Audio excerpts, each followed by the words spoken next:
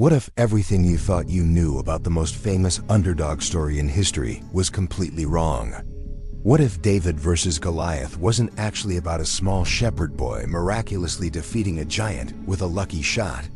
What if there are hidden truths buried in this ancient account that completely change how we understand this legendary battle? The story of David and Goliath has captivated hearts and minds for thousands of years. It's become the ultimate symbol of impossible odds, of faith triumphing over fear, of the weak overcoming the mighty. But here's what's shocking.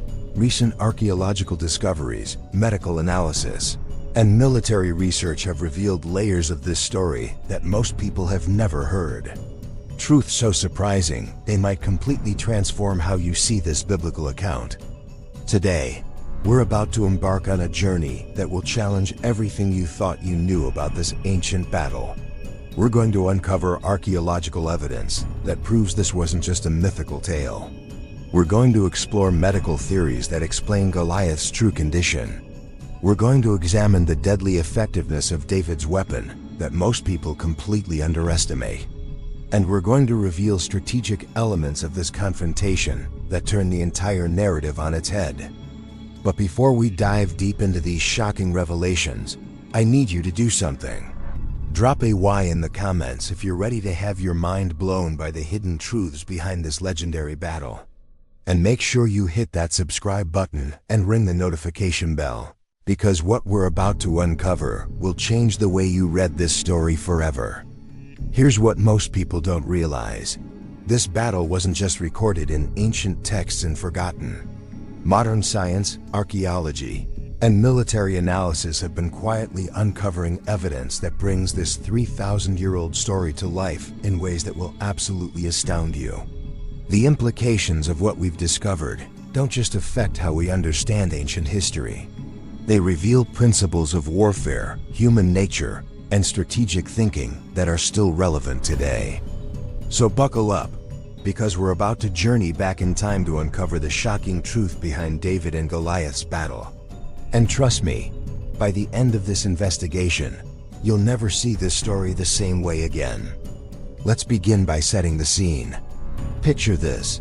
It's approximately 1025 BCE in the Valley of Elah, a strategic corridor that runs from the Mediterranean coast up through the heart of ancient Judah. This isn't just any random location. This valley was the highway that connected the Philistine strongholds on the coast to the major Israelite cities like Hebron and Jerusalem.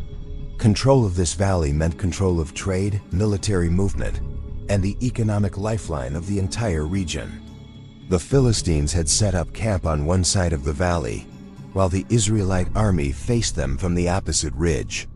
Between them stretched a battlefield that would become the stage for one of history's most famous encounters. But here's the first shocking truth. This standoff wasn't unusual for the time period.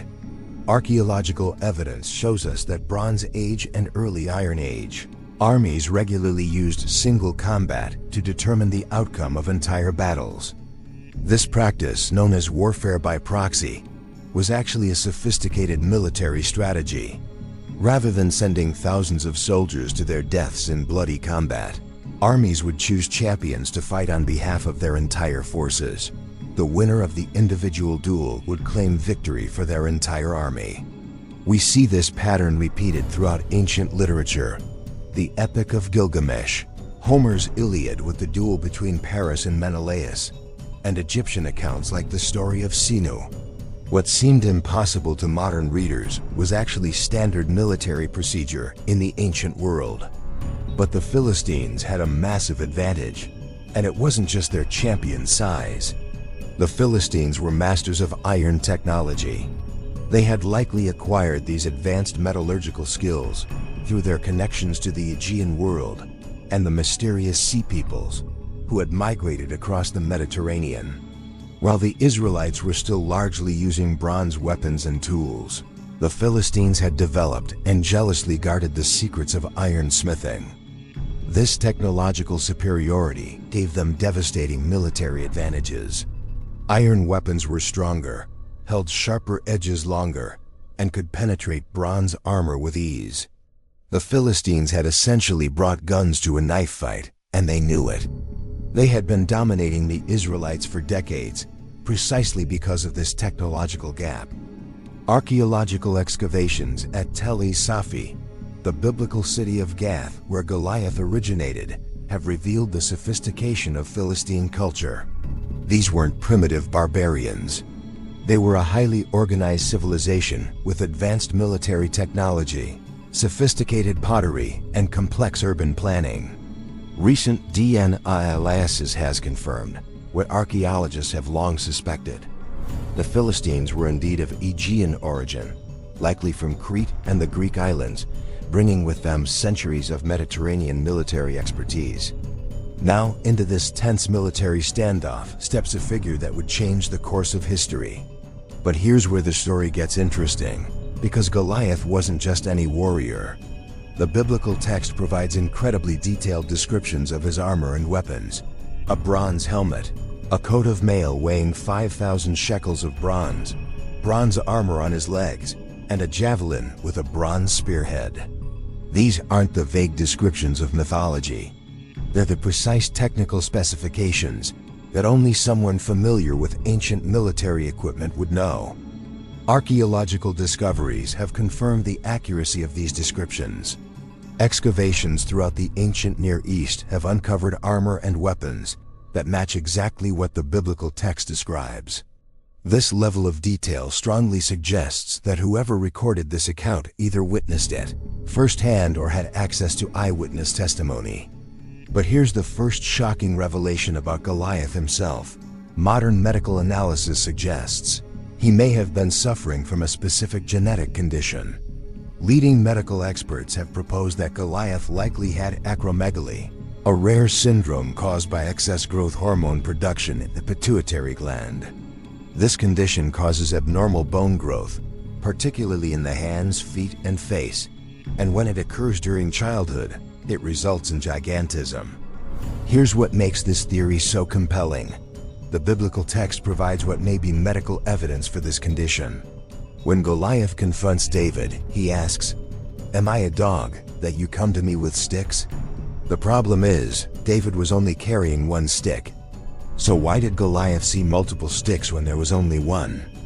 Patients with acromegaly frequently suffer from vision problems, including diplopia or double vision.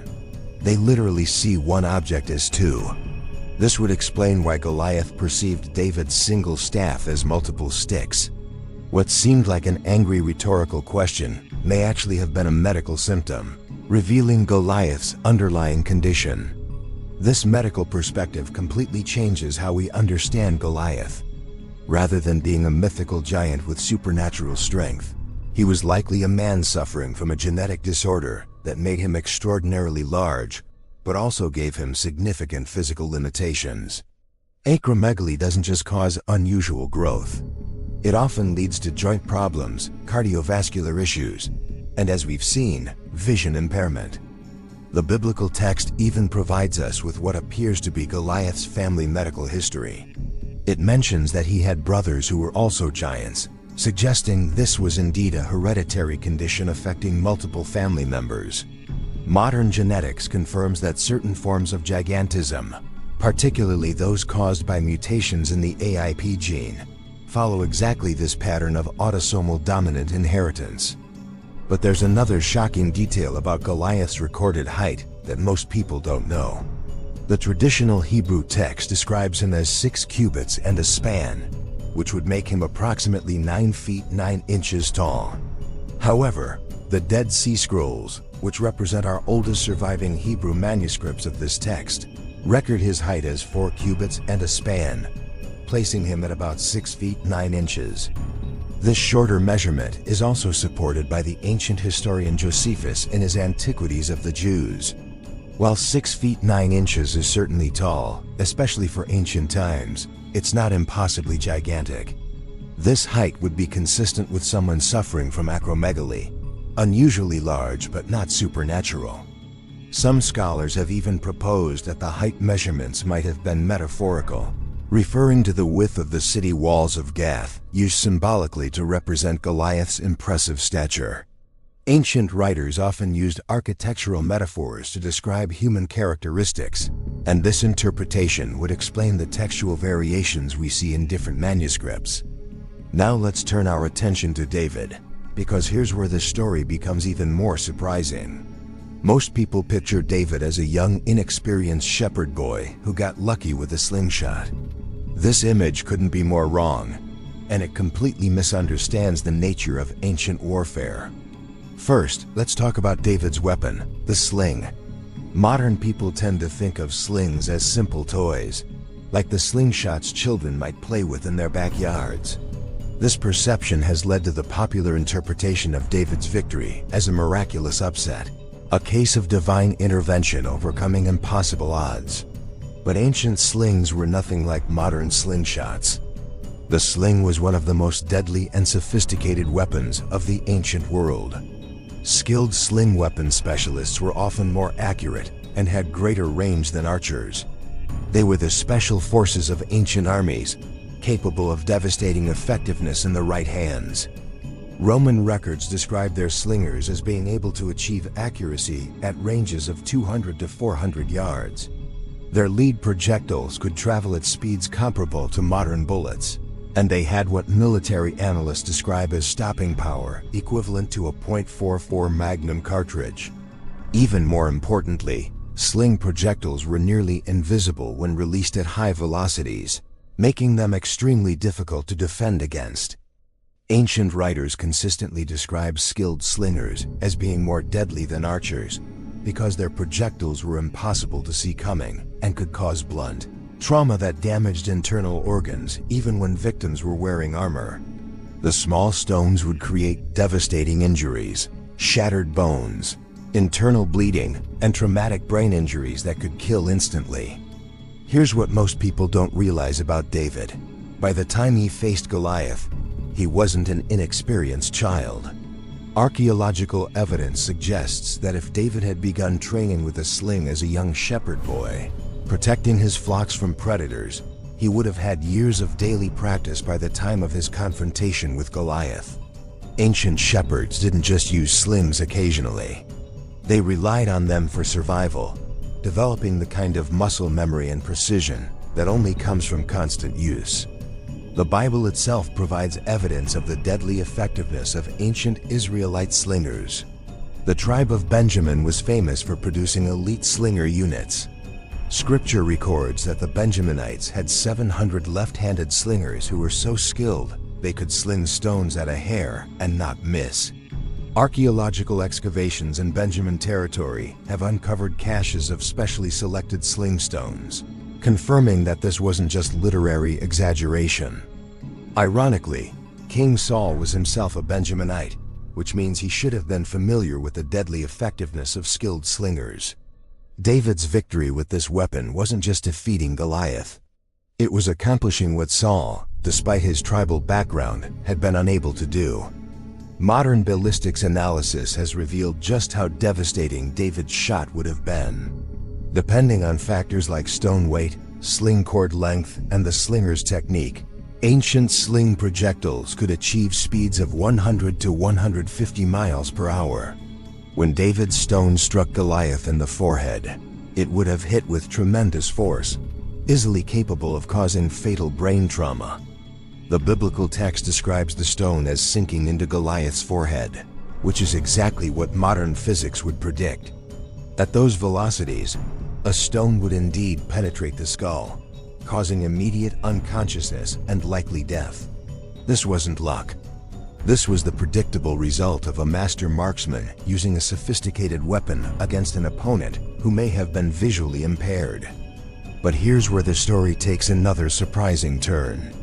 Recent archaeological discoveries have provided evidence that this battle may have taken place exactly where and when the biblical text claims.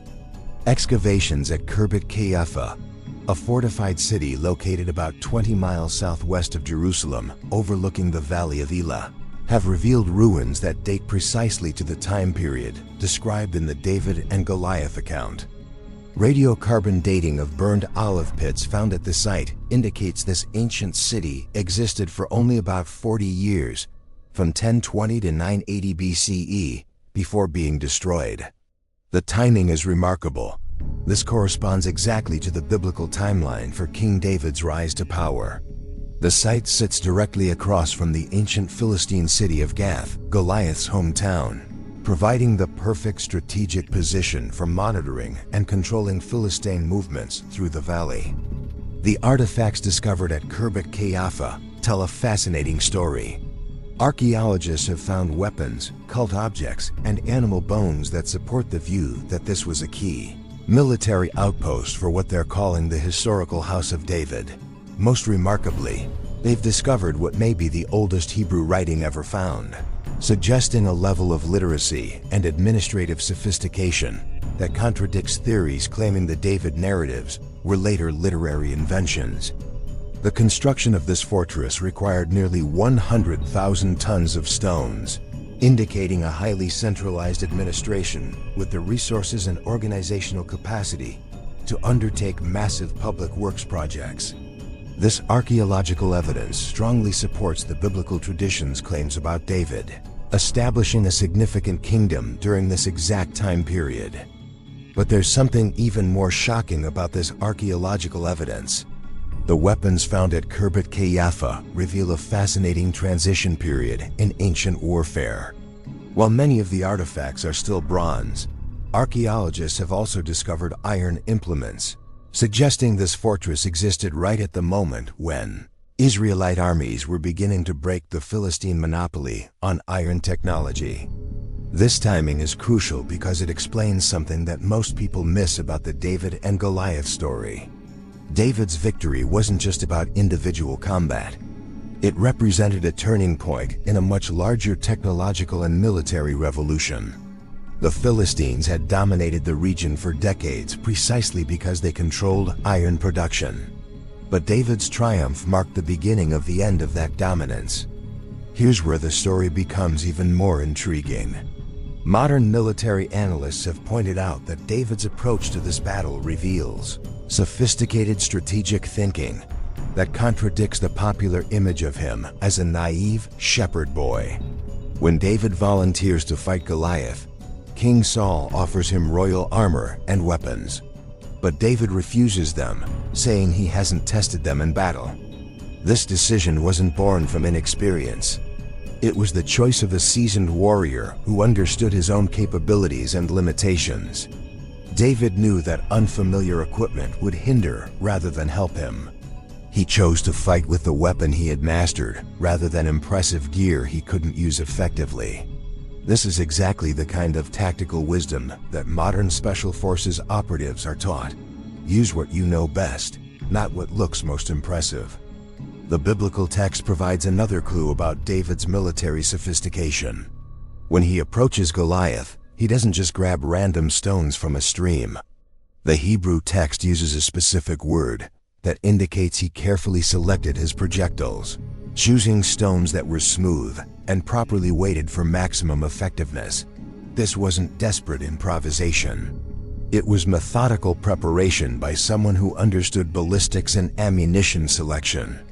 But here's perhaps the most shocking revelation about this entire encounter. David may have had a significant tactical advantage that most people completely miss. Remember, Goliath was likely suffering from vision problems due to his acromegaly. But there's more. The massive bronze armor that made Goliath seem so intimidating was actually creating a critical vulnerability. Ancient bronze armor was incredibly heavy. Goliath's coat of mail alone weighed approximately 125 pounds. Add his helmet, leg armor, shield, and weapons, and he was carrying close to 200 pounds of metal. This made him incredibly slow and limited his mobility significantly. More importantly, bronze helmets of that era typically had very limited visibility. They protected the head but severely restricted peripheral vision and hearing. Goliath would have been looking at David through narrow eye slots while dealing with potential double vision from his medical condition. Meanwhile, David was completely unencumbered, able to move quickly and attack from any angle. Modern military tacticians recognize this as a classic example of mobility versus protection. Goliath had chosen maximum defensive capability at the expense of speed and agility. David had chosen the opposite: minimal protection but maximum mobility and striking power. In the specific circumstances of this battle, David's tactical choice proved superior. The range advantage was equally significant. Ancient slings had an effective range of 300 to 400 yards, while Goliath's spear and javelin were close combat weapons with ranges measured in feet, not yards. David could engage his target from a distance where Goliath couldn't retaliate. This wasn't luck. This was superior weapon selection for the tactical situation. But there's another layer to this story that most people never consider. The biblical account mentions that Goliath had a shield bearer walking in front of him. This detail provides crucial insight into ancient military formations and reveals something important about Goliath's condition. Why would a warrior need someone else to carry his shield? The obvious answer is that his other equipment was already too heavy. But there may be a medical reason as well. Patients with acromegaly often suffer from joint problems and cardiovascular issues that would make carrying additional weight extremely difficult. The shield bearer wasn't just ceremonial. He was a practical necessity for a warrior whose medical condition limited his physical capabilities. This detail also reveals a critical tactical mistake. By having his shield bearer walk in front of him, Goliath was actually blocking his own vision of the battlefield. He couldn't see David clearly until the young Israelite was already in striking position. The very arrangement that was supposed to protect Goliath created a blind spot that David exploited. Archaeological evidence from Philistine Gath supports another fascinating aspect of this story. Excavations have revealed that the Philistines had a sophisticated understanding of metallurgy and weapons technology, but they were also deeply religious people who believed their gods fought alongside them in battle. When Goliath challenged the Israelite army, he wasn't just proposing individual combat. He was suggesting a theological test. The winner of the duel wouldn't just claim military victory. They would prove that their god was more powerful than their opponent's deity. This religious dimension explains why the stakes were so high, and why both armies were willing to risk everything on the outcome of a single fight. From the Philistine perspective, sending Goliath made perfect sense. He was their most impressive warrior, equipped with the finest weapons and armor their technology could produce. His size alone would intimidate enemies, and his equipment demonstrated Philistine technological superiority. They expected an easy victory that would prove the power of their gods and secure their continued dominance over the region. But they had miscalculated in several critical ways. First, they underestimated the effectiveness of David's weapon system. Second, they failed to account for Goliath's medical limitations. Third, they didn't recognize that their champion's impressive armor was creating tactical vulnerabilities that a skilled opponent could exploit. The aftermath of the battle reveals just how significant David's victory was. The biblical text describes the Philistine army fleeing in panic when they saw their champion fall. This wasn't just disappointment at losing a fight. It was the collapse of their entire worldview. Their technological superiority, their military confidence, and their religious certainty had all been shattered by a single stone. But here's what makes this story even more remarkable. Recent analysis of ancient Philistine inscriptions found at Tel-e-Zufi has revealed names that are etymologically related to Goliath.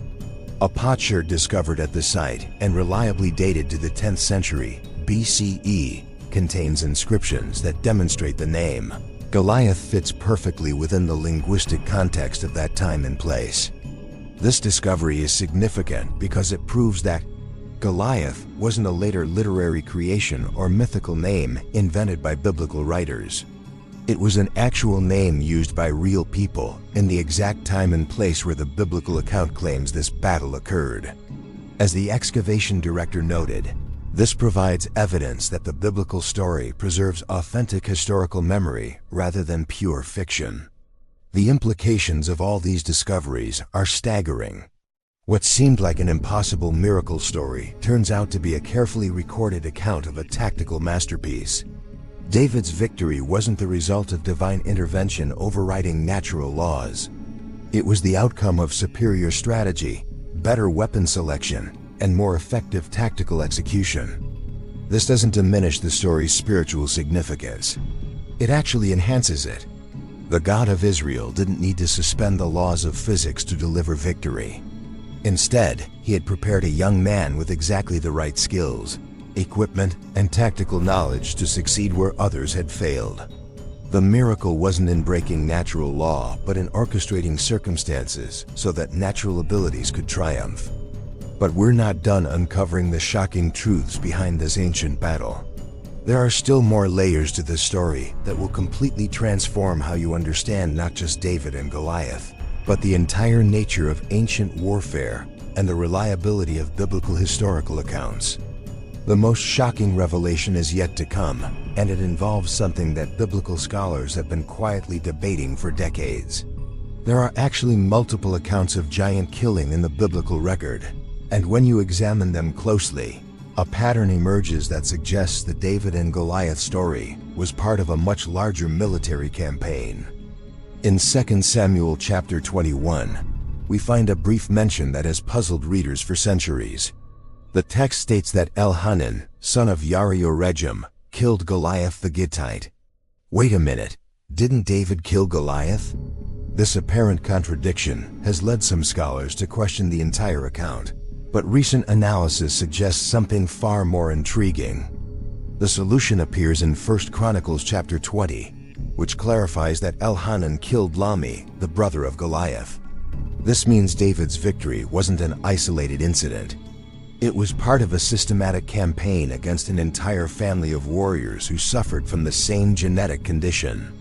The biblical text mentions that these giants had extra fingers and toes, another characteristic consistent with certain forms of acromegaly and gigantism. What emerges from this analysis is a picture of ancient warfare that's far more sophisticated than most people realize. The Israelites weren't just lucky once. They developed specific tactics for dealing with oversized opponents who had similar medical limitations. David's victory became a template that other Israelite warriors studied and replicated. Modern military historians recognize this pattern. When armies encounter a new type of threat, they develop countermeasures and train specialists to deal with that specific challenge. The fact that multiple Israelite warriors successfully defeated giants suggests they had identified the tactical weaknesses we've been discussing and developed a systematic approach to exploit them. But here's where the story takes an even more surprising turn. Archaeological evidence from the period reveals that the Israelites weren't just copying tactics. They were revolutionizing their entire military structure. Excavations throughout ancient Israel have uncovered evidence of a dramatic shift in weapons, technology, and military organization that coincides precisely with the biblical timeline for David's rise to power. The transformation was remarkable. Within a generation of David's victory over Goliath, archaeological sites show Israelite settlements suddenly acquiring iron weapons and tools in large quantities. The Philistine monopoly on iron technology had been broken, and the balance of power in the region was shifting dramatically. This technological revolution explains something that often gets overlooked in discussions of David's later military victories. The biblical text describes David as conquering territory from the Euphrates River to the border of Egypt, creating an empire that rivaled the great powers of the ancient world. Critics have long questioned whether such rapid expansion was historically possible, but the archaeological evidence suggests it was not only possible, but inevitable once the Israelites gained access to superior military technology. The iron weapons flooding into Israelite territories weren't just better than bronze. They were game changers that made previous military doctrines obsolete. Iron swords could shatter bronze weapons. Iron-tipped spears could penetrate bronze armor. Iron tools allowed for better fortifications and more efficient logistics. The Israelites had suddenly acquired what modern military analysts would recognize as a decisive technological advantage. But the implications go far beyond military hardware. Recent analysis of ancient trade routes and economic patterns reveals that David's empire wasn't built primarily through conquest. It was constructed through control of commerce. The strategic locations that David captured weren't just militarily significant. They were economic choke points that allowed him to tax and regulate trade flowing between the major civilizations of the ancient world. The Valley of Elah, where David first demonstrated his military genius against Goliath, was just the beginning. By controlling key mountain passes, river crossings, and desert routes, David's kingdom became the middleman for trade between Egypt, Mesopotamia, and the emerging powers of the Mediterranean world. The wealth that flowed through these commercial networks provided the resources necessary to maintain professional armies and construct the impressive fortifications that archaeologists continue to discover. This economic dimension of David's success reveals another layer of strategic thinking that most people miss. The battle with Goliath wasn't just about military dominance. It was about establishing credibility in the ancient world's complex diplomatic and commercial networks. By defeating the champion of the region's most technologically advanced military power, David announced that the Israelites were now major players who demanded respect and recognition. Ancient diplomatic correspondence from neighboring kingdoms, preserved on clay tablets discovered throughout the Middle East, shows a dramatic shift in how other powers viewed the Israelites during this period. Where previous texts had either ignored the Israelites entirely or dismissed them as insignificant hill tribes, documents from David's era treat them as equals worthy of formal treaties and trade agreements. The transformation was so rapid and complete that it created what historians call the David phenomenon, the emergence of a small, relatively isolated people as a regional superpower within a single generation. This pattern is so unusual in ancient history that some scholars had questioned whether it could be historically accurate. But archaeological evidence increasingly supports the biblical account's claims about the scope and speed of this transformation. One of the most compelling pieces of evidence comes from an unexpected source: ancient Egyptian records. The pharaohs of this period maintained detailed accounts of their military campaigns and diplomatic relations, and these records show a sudden appearance of references to a powerful kingdom in the southern Levant that matches the biblical description of David's empire. Egyptian texts from this era describe receiving tribute from rulers whose names and territories correspond closely to biblical accounts of David's conquests. More significantly, these Egyptian records show a dramatic reduction in their own military activities in the region, suggesting they recognized the Israelites as the dominant local power and chose to work with them rather than against them. This diplomatic revolution reveals another aspect of David's genius that often gets overshadowed by the dramatic story of his battle with Goliath. David wasn't just a warrior. He was a master strategist who understood that lasting power comes from building alliances rather than simply winning battles. The archaeological record shows that David's kingdom developed extensive trade, relationships with powers as distant as the kingdoms of southern Arabia and the emerging city-states of Greece. Luxury goods from across the known world have been found in Israelite settlements from this period, indicating a level of international commerce that would have been impossible without sophisticated diplomatic and military capabilities. But perhaps the most shocking discovery has come from analysis of the weapons themselves. Metallurgical studies of iron artifacts from Israelite sites dating to David's period show something unexpected. The quality of the metalwork was superior to contemporary Philistine examples. The students had surpassed their teachers. This technological leapfrogging suggests that the Israelites didn't just copy Philistine iron-working techniques. They improved upon them. Modern materials science reveals that the iron weapons produced in Israelite workshops during David's reign were using advanced techniques, like controlled cooling and selective tempering that wouldn't reappear in the archaeological record for centuries. The implications are staggering. Either the Israelites independently developed metallurgical techniques that were far ahead of their time, or they had access to knowledge from sources that historians haven't yet identified. Some researchers have suggested that David's military success attracted skilled craftsmen and engineers from across the ancient world, creating a technological brain trust that accelerated innovation. This pattern of rapid technological advancement explains another puzzle that has long bothered historians. The biblical text describes Solomon, David's son, as undertaking construction projects of almost impossible scale and sophistication. The temple in Jerusalem, with its intricate bronze work and precise measurements, seemed too advanced for the technology of its time. But archaeological evidence from David's period shows that the technological foundation for Solomon's achievements was already being laid. Advanced metallurgy, sophisticated engineering techniques, and complex organizational systems were all developing during David's reign, setting the stage for the architectural marvels that would follow. The discovery of these technological capabilities also sheds new light on the David and Goliath story itself. David's confidence in facing the Philistine champion may have been based on more than just personal skill with a sling.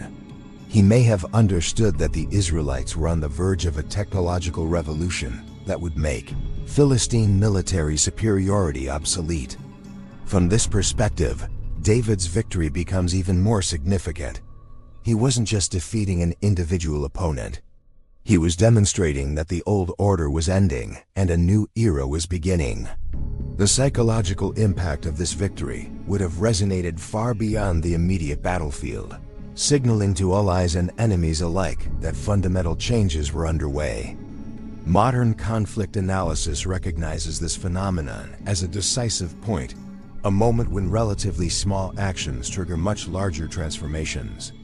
David's defeat of Goliath created a cascade effect that ultimately reshaped the entire political and military landscape of the ancient Near East. The speed of this transformation explains why the story has resonated so powerfully across cultures and centuries.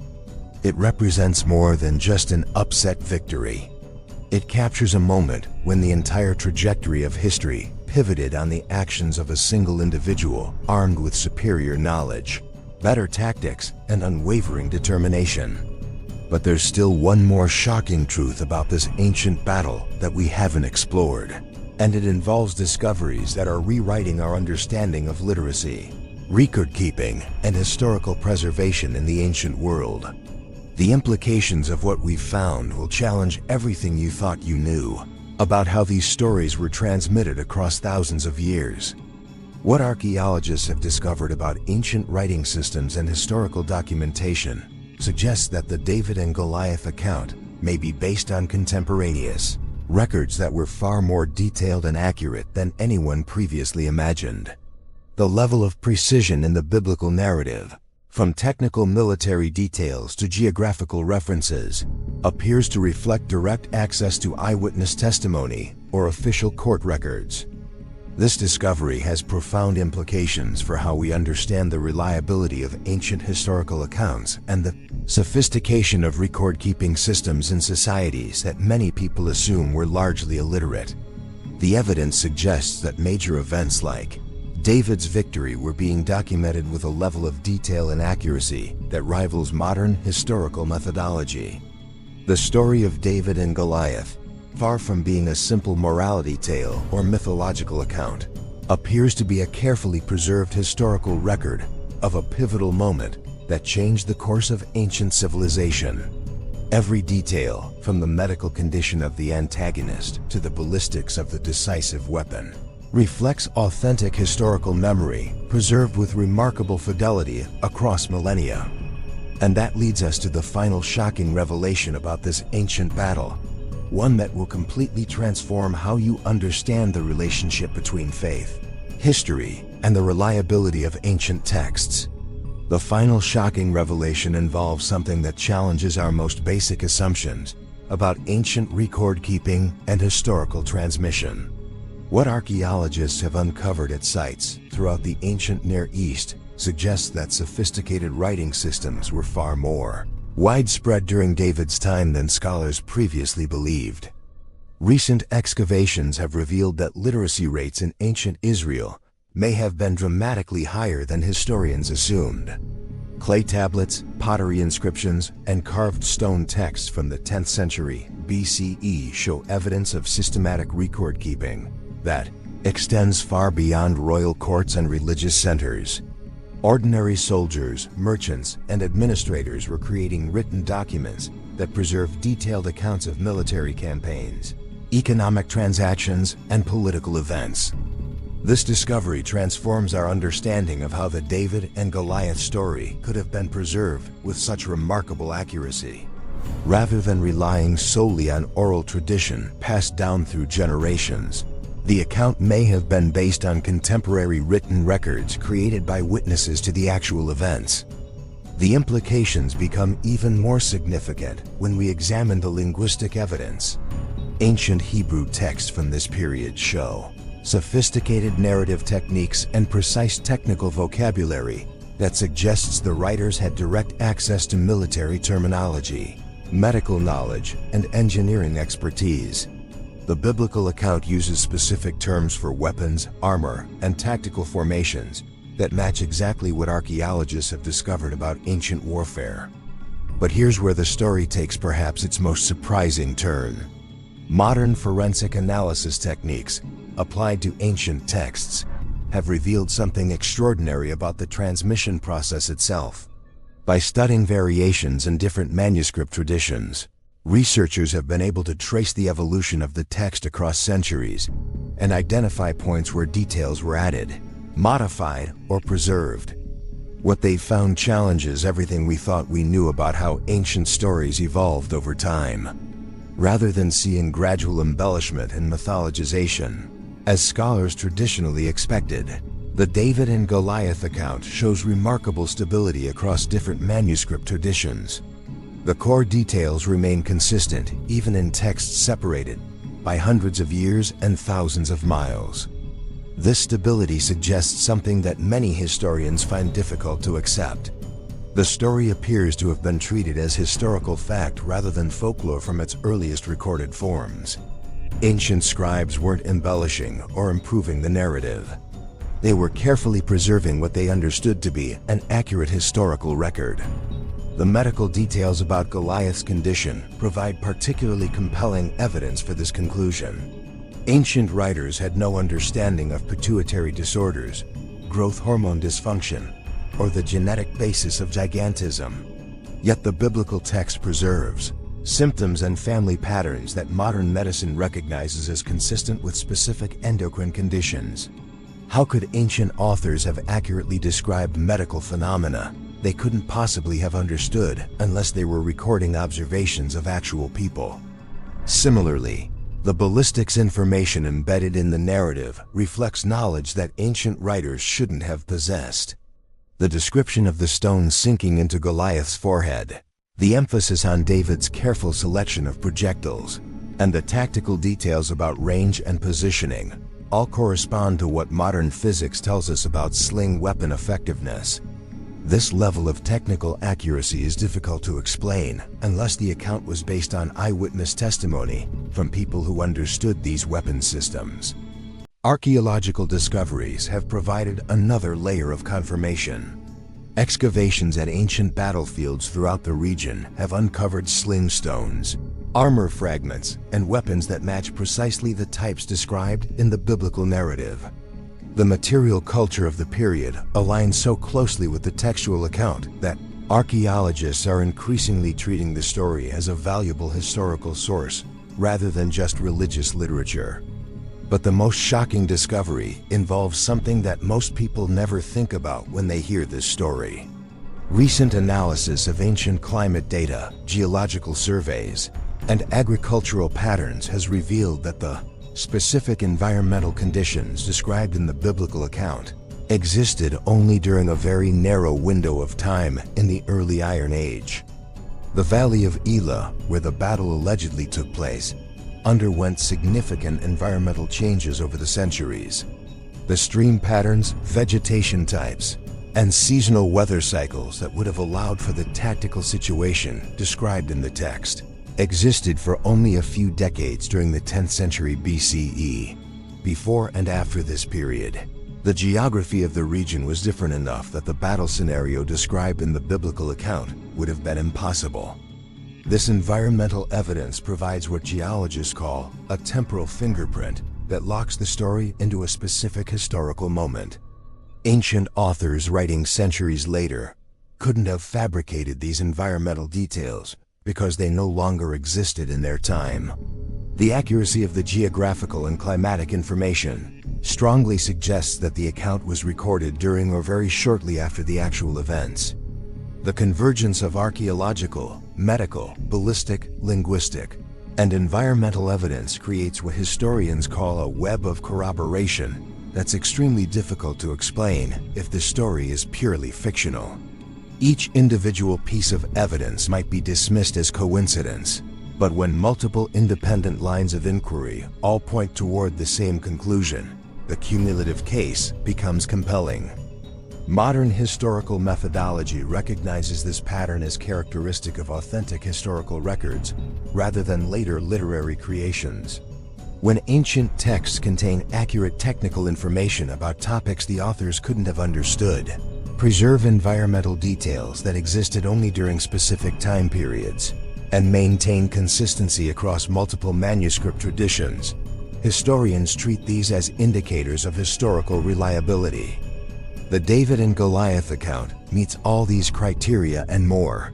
It preserves medical information that wasn't understood until modern times, contains technical military details that align with archaeological discoveries, maintains geographical accuracy that can be verified through environmental science, and shows textual stability that suggests careful preservation rather than creative embellishment.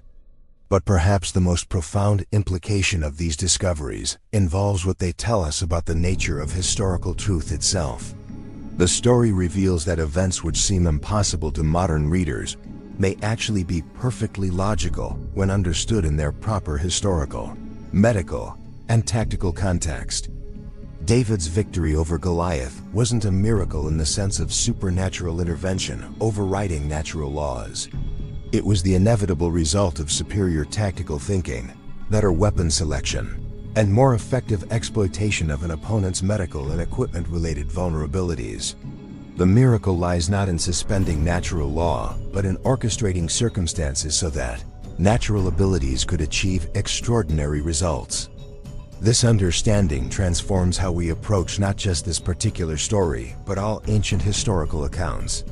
Rather than dismissing narratives that seem implausible by modern standards, we should investigate whether our modern assumptions about ancient capabilities, knowledge, and circumstances might be incorrect.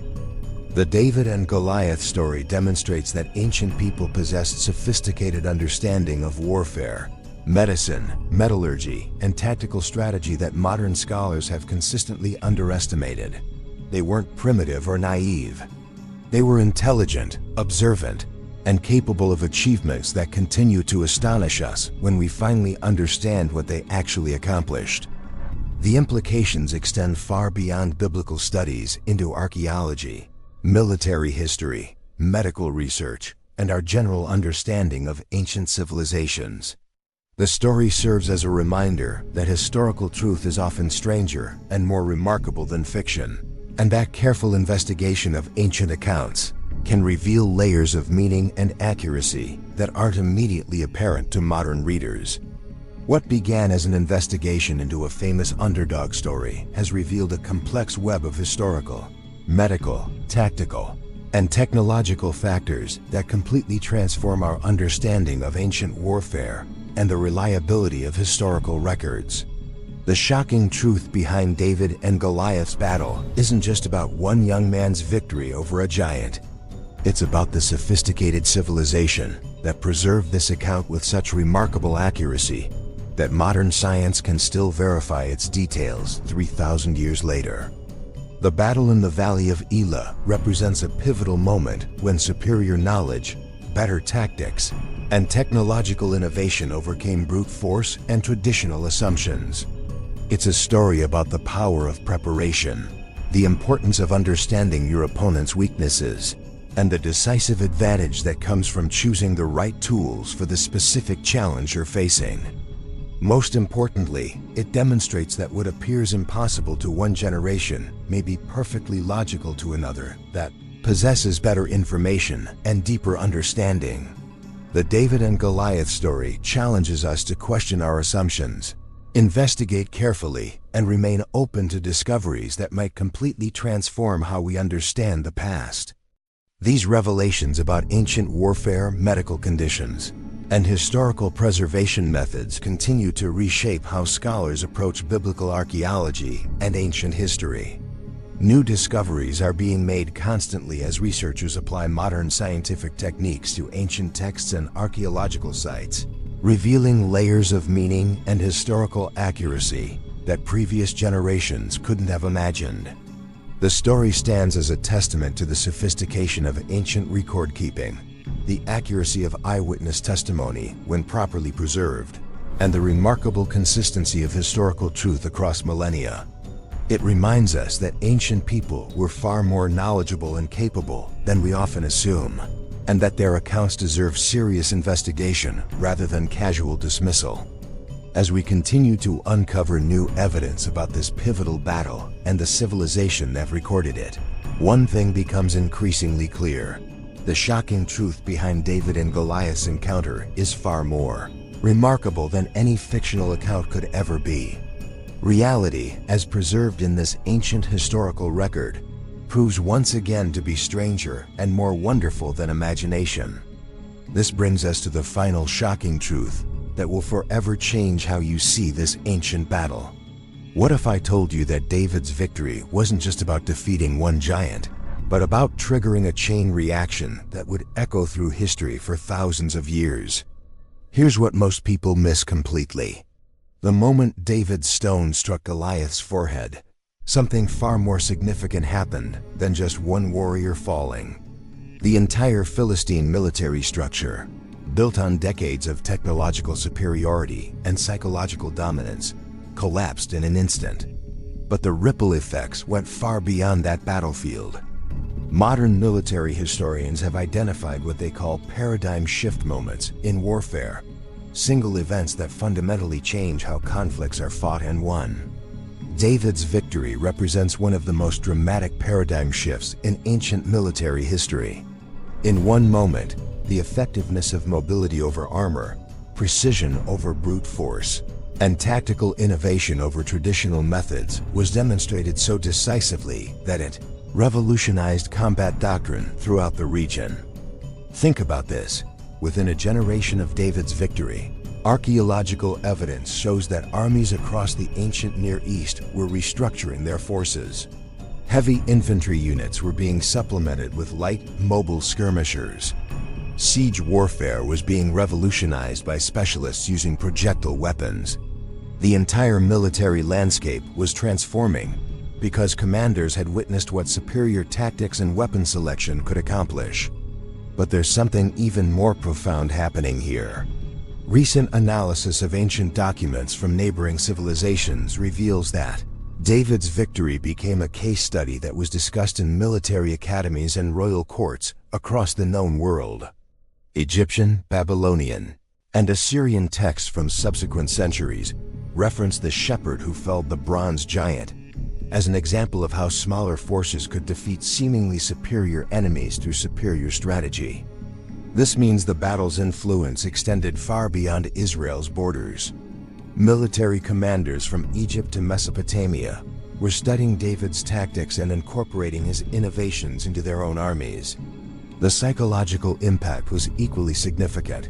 The idea that technological superiority could be overcome by tactical brilliance spread throughout the ancient world, encouraging smaller nations and tribal groups to develop their own innovative approaches to warfare. Here's where it gets truly remarkable. Archaeological evidence suggests that the proliferation of sling weapons throughout the ancient world can be traced directly back to David's victory.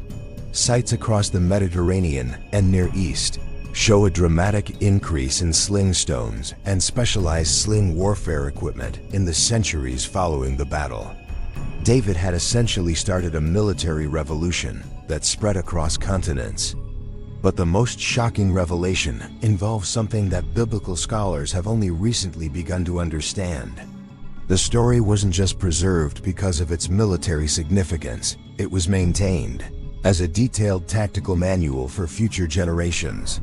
Ancient Hebrew literary analysis reveals that the narrative contains embedded technical information about weapon selection, target assessment, and combat psychology that served as training material for subsequent warriors.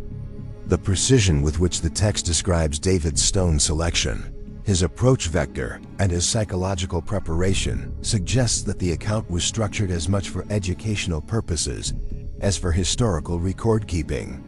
Ancient Israelite military training apparently included detailed study of this encounter, with young warriors learning not just what happened, but why it worked and how they could apply similar principles in their own combat situations. This educational dimension explains why the story has retained such power across cultures and centuries. It wasn't just an inspiring tale of an underdog victory.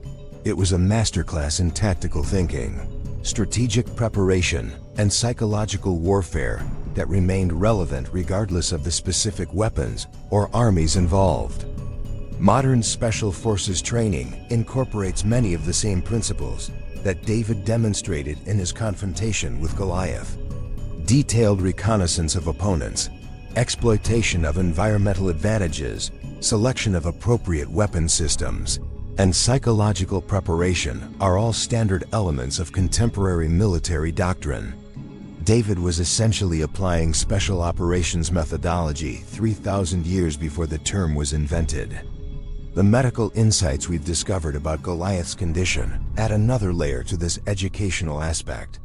Ancient warriors who studied this account would have learned to identify and exploit the physical limitations that commonly accompanied unusual size and strength. The story taught them to look beyond impressive appearances and assess actual combat capabilities. This knowledge proved invaluable in subsequent conflicts.